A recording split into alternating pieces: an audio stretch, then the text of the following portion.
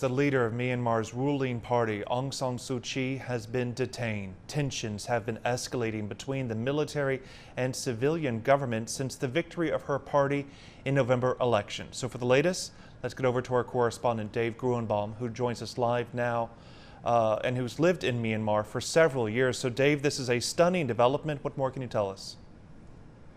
Yeah, so I'm currently now in Kuala Lumpur, Malaysia, but did spend many years in Myanmar. Now, in the early morning hours, State Counsellor Aung San Suu Kyi, who is the de facto head of the civilian government, and the country's president, U Win Myint, they were detained, according to a spokesman for their political party, the National League for Democracy. Now, this comes after long complaints that have been going on by the army about fraud in the November elections, that the National League Democracy won by a landslide. Now, the Elections Commission has said that there was no widespread fraud, that these elections were free and were fair, but the army continued to complain about this.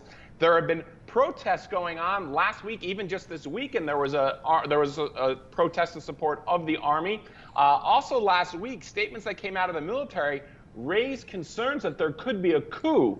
But then just this weekend, a spokesman for the military said that statements last week had been taken out of context, that the army would abide by the Constitution. So those concerns about a possible coup seem to tamp down until this morning, as we get the news that the state councillor and other leaders of her political party and political leaders, elected people, have been detained. It is difficult to know if this is a coup. Communications in the country have been disrupted. This is a country where things are not transparent in general. And plus now you have this communications disruption. So we don't really have all the details that are going on, but obviously real concerns that perhaps this is the beginning of a coup, but we do not know that at this time. And Dave, since you did spend so much time there in Myanmar, help us understand kind of on the ground the reaction we're going to see from this. How much anger do you think this is going to ignite across Myanmar, considering that Aung San Suu Kyi, she is a Nobel Peace Prize winner. She seemed to enjoy wide popularity there. Yeah, she is widely loved by the majority of the population. That was shown, by the landslide results in the election. And just anyone who spends any time in Myanmar, you'll know just how popular she is.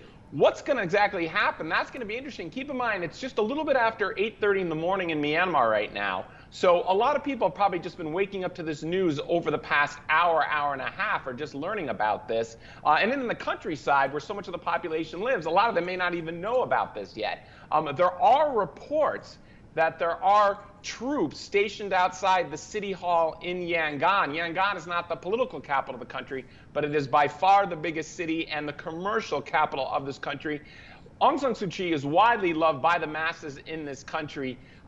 How they're going to react to this news, they're obviously, I'm sure, very concerned. How they'll react, we're going to have to see in the hours ahead, and we haven't gotten any statements from the army yet on any of this. So how is the army going to try to explain this?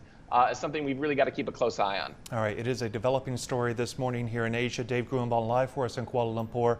Thanks so much for the update.